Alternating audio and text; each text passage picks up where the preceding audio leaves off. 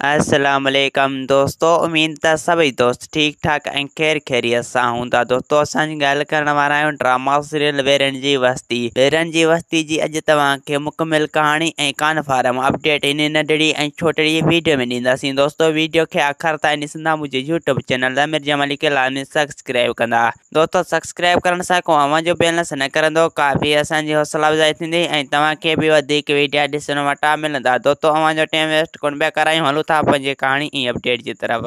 दोस्तों काफ़ी दोस्त इहो पुछी रहिया आहिनि त वेरन जी वस्ती ड्रामो कॾहिं ईंदो, असांखे सॼी कहाणी ॿुधायो। दोस्तों वेरन जी वस्ती जेको ड्रामो आहे न उहो रमज़ान खां पोइ स्टार्ट थींदो, यानी उन जी शूटिंग तेज़ी सां हली रही आहे ऐं उन जा 2 स्पेल मुकमिल थी चुका आहिनि। उन जी हाणे ईद खां पोइ उन जी प्रोमो ईंदी, उन खां पोइ उन जी एपिसोड हलायो वेंदो, यानी ईद खां पोइ यानी रमज़ान खां पोइ उन खे हलायो वेंदो तमामु जल्द। तो हिन में सुठा सुठा पिण अदाकार कम करे रहिया आहिनि। हाजम प्रेमी जो मेन किरदारु आहे इन ड्रामे में, हू हिकु ॿेले जो शींहुं आहे इन ड्रामे में। तो हिन ड्रामे खे राति जो 8 वॻे हलायो वेंदो सिंध टीवी ते। तो वेरन जी वस्ती हिकु वॾो सोप सीरियल आहे ऐं इन में खून खराबी बि घणी आहे ऐं इन में सुठा सुठा अदाकार पिण कम करे रहिया आहिनि। हिन ड्रामे खे एतिरी त शोहरत मिलंदी जेतिरी असां सोचे बि नथा सघूं। ऐं दोस्तों हिन में मजू सत्तार लाड बि कम करे रहियो आहे ऐं साईं निशार शाह बि हिन ड्रामे में कम करे रहियो आहे ऐं ॿिया सिंध जा नाले वारा अदाकार पिण हिन ड्रामे में कम करे रहिया आहिनि। ही बहितरीन सोप सीरियल ड्रामो आहे वेरन जी वस्ती।